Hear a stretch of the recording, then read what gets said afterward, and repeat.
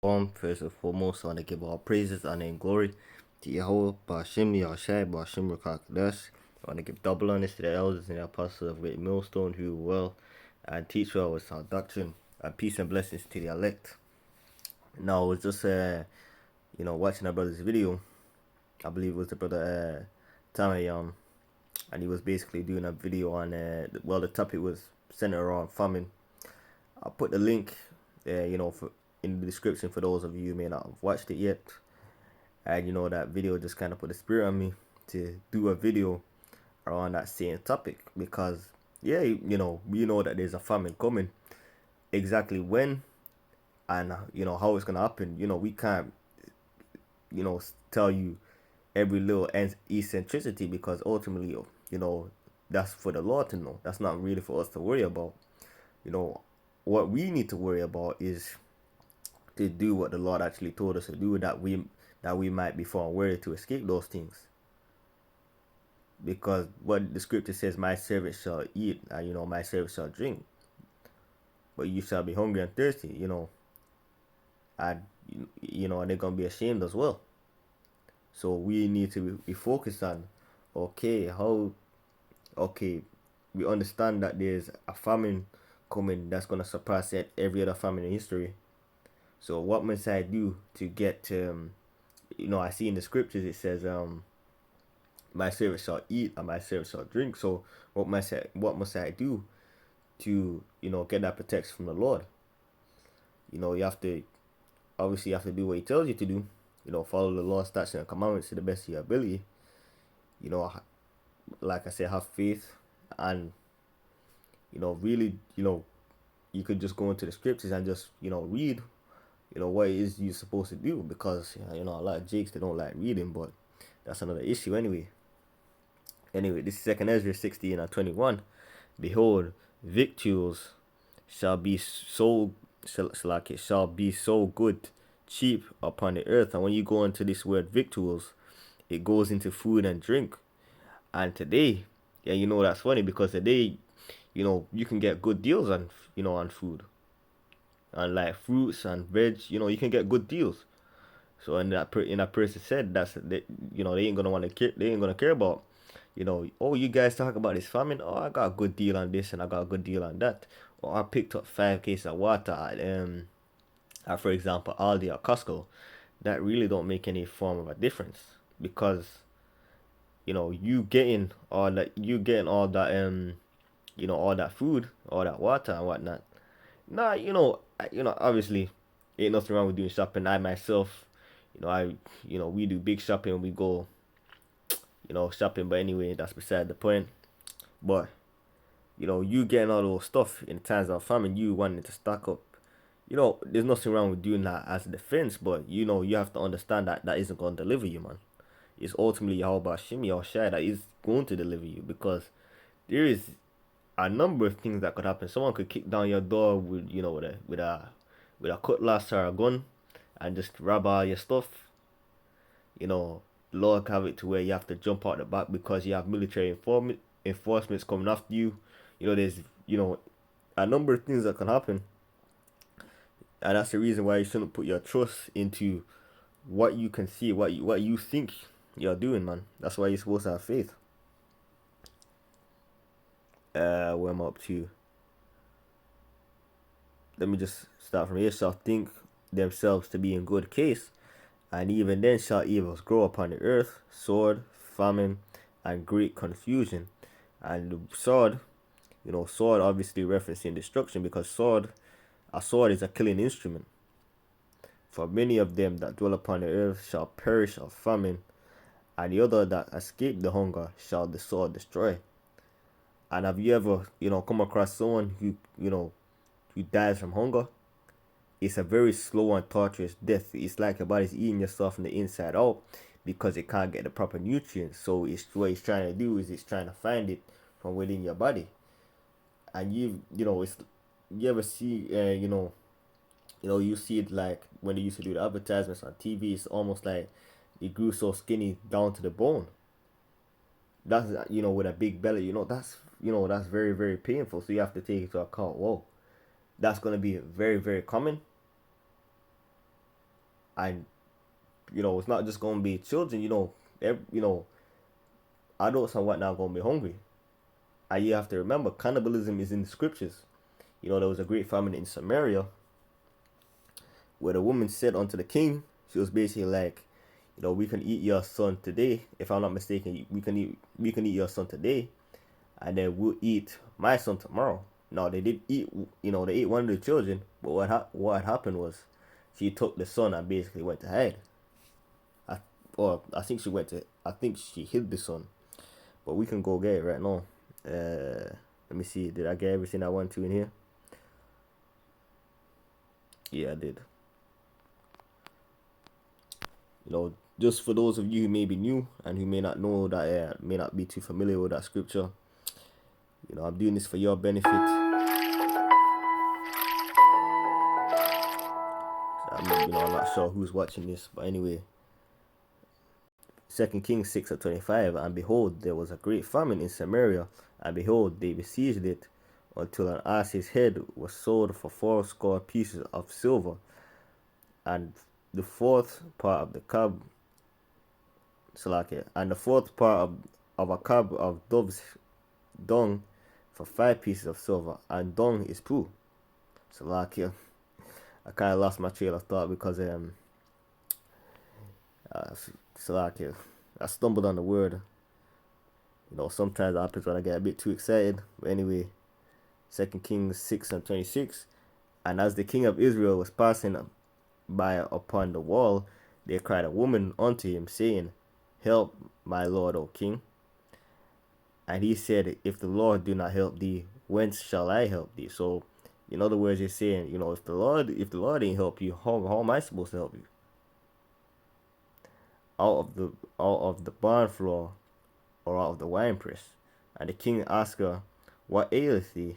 And she answered, This woman said unto me, Give thy son, that we may eat him today. Like I said, cannibalism in the scriptures, and this, right here, for those of you who may be new or who may not have come across the scripture before, I would recommend you maybe highlight this or just make a note, of where this is in case you want to go back to it. And we will eat my son tomorrow. So we boiled my son and did eat him. And let me go back and read it. So we boiled my son and did eat him. So this is cannibalism because they ate a child. And I said unto her, and this is the case of a famine. So you can already see the kind of desperation people are gonna get in Jacob's trouble, because it's gonna be a famine. The famine is gonna surpass this one. So people are gonna get very, very desperate. You're gonna see things that you didn't really expect to see. And especially people in Western, people in the West, they're more pampered, so to speak. So they can't, when you tell them stuff like this, they can't imagine it.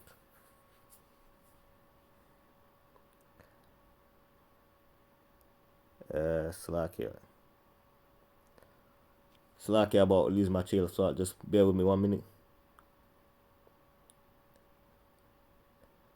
And it came to pass when the king heard the words of the woman, that he rent his clothes, and he passed by upon the wall, and the people looked, and behold, he had sackcloth within upon his flesh.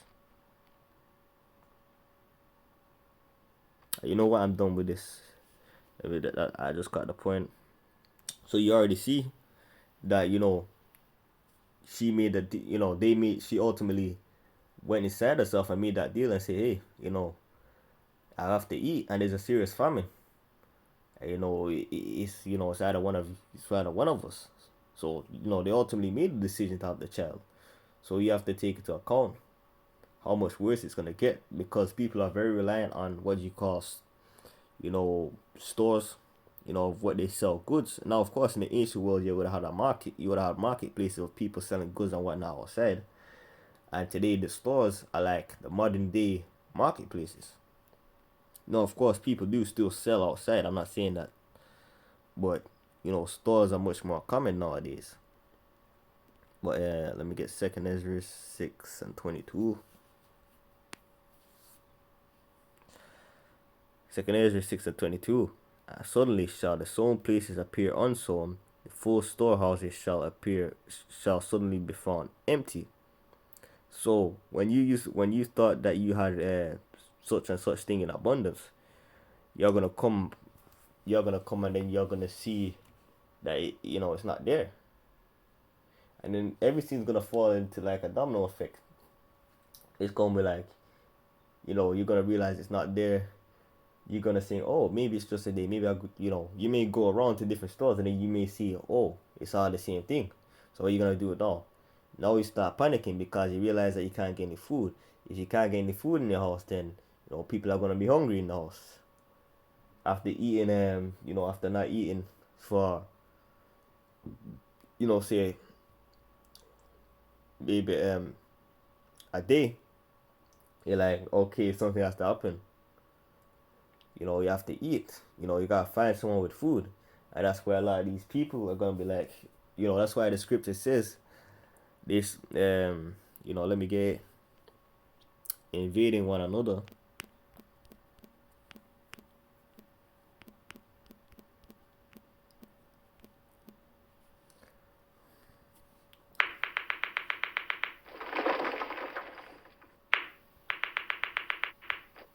For there shall be sedition among men, and this word sedition is basically referring that there's gonna be tension amongst people, and invading one another. They shall not regard their kings nor princes, and the course of their actions shall stand in their power. Now that isn't the one I was looking for. Okay, yes, this is the one I was looking for. A man shall have no pity upon his neighbor, but shall destroy their houses with the sword and spoil their goods because of the lack of bread and for great tribulation. So, due to people not being able to get food, they're going to become more ruthless because it's going to be like every man for themselves. So they're gonna sit back and say, okay, they may see some because in a famine there's food. It's just very very scarce. So they may see someone walk out of a store with food, and then they may go and just rob the person. Go beat down the person and rob some of their food. Not some of their food, all of their food, but people taking different things and just running off. And obviously you have this thing going on with the economy, where it's not even gonna be good for retail stores either, because just like you had in the pandemic, retail stores had to lock because ultimately they may have been struggling prior, but the pandemic dealt the final blow, and they just couldn't manage and they had to close. One example being Debenhams. Debenhams was open for like, I think it was over 200 years, and they had to close that. So you can already see that this thing is coming real fast. Like it says in Amos 5:18, I'm gonna close out there.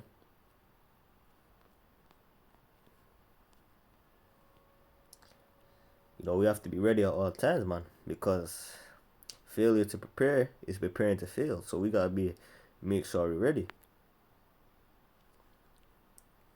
Amos 5:18, woe unto you that desire the day of the Lord. To what end is it for you? The day of the Lord is darkness and not light, as if a man did flee from a lion and a bear met him. Yeah, I'm putting this into context. Imagine, you think you've escaped a famine. For example, imagine you think you escaped the famine, and then you run into the pestilence. And then you feel like you've escaped a pestilence, and then you're running and running and running, and then you run into a group of cannibals, because that's that's gonna happen, man, because of how serious the time is gonna be. You got you have people that they don't know what it's like. They don't know what it's like to eat for less than they don't know what it's like to eat for less than 6 hours. They don't know what it's like to be even 6 hours without food. Can you imagine how crazy some of these people are gonna be after not eating for a day? Man, like your sense of smell, like you can smell food from a crazy distance away when you're hungry.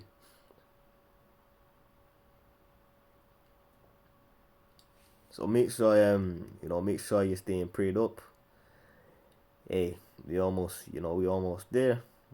We're just waiting on markets to be mandated, and then everything's really gonna fall into place. But anyway, I hope this lesson was edifying. And in closing, I want to give all praises, honor, and glory to Yahweh, Bashim, Yahushua, Bashim, Kakadash. Until next time, Shalom.